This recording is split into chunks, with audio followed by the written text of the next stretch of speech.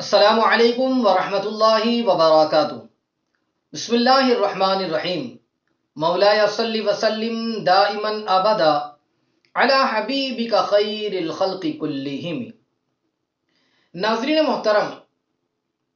انصاف کے ساتھ کسی بھی معاملے میں فیصلے کرنا، جو جج ہو وہ اپنے اعتبار سے صحیح طریقے سے فیصلے کرے، جو گھر کا بڑا ہو وہ اپنے ماتحتوں کے ساتھ انصاف کا معاملہ کرے،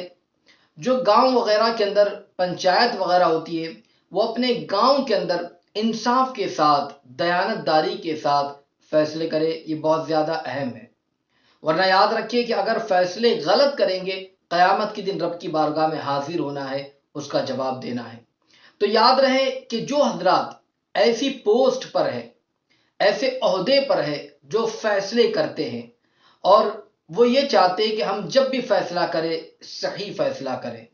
اور اللہ تعالیٰ میں توفیق عطا فرمائے کہ ہم لوگوں کے ساتھ صحیح معاملہ کریں، انصاف کریں، فیصلہ جو ہو حق کی جانب ہو، تو اب وہ یہ چاہتے ہیں کہ ایسی توفیق مل جائے۔ آئیے اسی کے حوالے سے ایک وظیفہ آج ذکر کیا جائے گا، اگر کوئی بندہ اسے پڑھتا رہے انشاءاللہ رب تبارک و تعالیٰ اسے توفیق عطا فرمائے گا اور ایسی فطرت کا وہ مالک ہو جائے گا کہ انشاءاللہ رب کی عطا سے وہ صحیح فیصلے کرے گا۔ آئیے اس حوالے سے وظیفہ عرض کروں، اس سے پہلے گزارش کروں گا کہ اگر ابھی تک آپ نے ہمارے چینل کو سبسکرائب نہیں کیا تو آپ ابھی ہمارے چینل کو سبسکرائب کر دیں اور بیل بٹن دبانا نہ بھولیں تاکہ ہماری آنے والی ہر نئی اسلامی اور روحانی ویڈیو کی نوٹیفیکیشن سب سے پہلے آپ تک پہنچے۔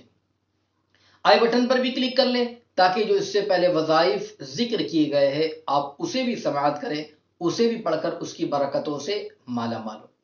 تو ناظرین محترم، آج خاص طور سے وہ حضرات جو جج کے عہدے پر ہوتے ہیں،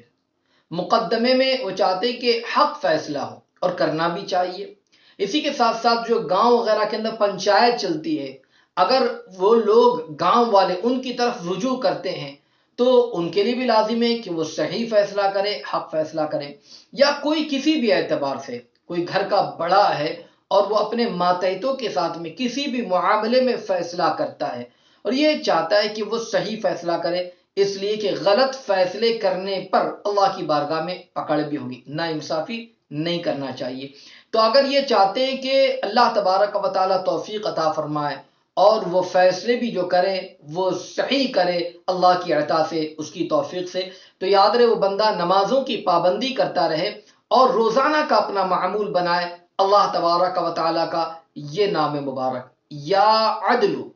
روزانہ 100 مرتبہ پڑھتا رہے، 100 ٹائمز، یعنی ایک تسبیح اول اخیر 11 مرتبہ درود شریف کے ساتھ روزانہ اس وظیفے کو پڑھتا رہے، اللہ تبارک و تعالیٰ اسے توفیق عطا فرمائے گا اور وہ ایسی فطرت کا جو ہے اللہ تعالیٰ اس کو مالک بنا دے گا کہ وہ ہمیشہ ہر معاملے میں ہر فیصلے کے اندر دیانت داری کا مظاہرہ کرے گا، انصاف کے ساتھ فیصلہ کرے گا۔ تو وہ حضرات جو کسی بھی معاملے کے اندر لوگوں کے معاملات کو سلجھاتے ہیں، فیصلہ کرتے ہیں، تو اس وظیفے کو ضرور پڑھیں تاکہ اس کی برکتوں سے مالا مال ہو۔ اللہ تعالیٰ ہم تمام کو اپنے اس نام مبارکہ کی برکتوں سے مالا مال فرمائے، آمین۔ السلام علیکم ورحمۃ اللہ وبرکاتہ۔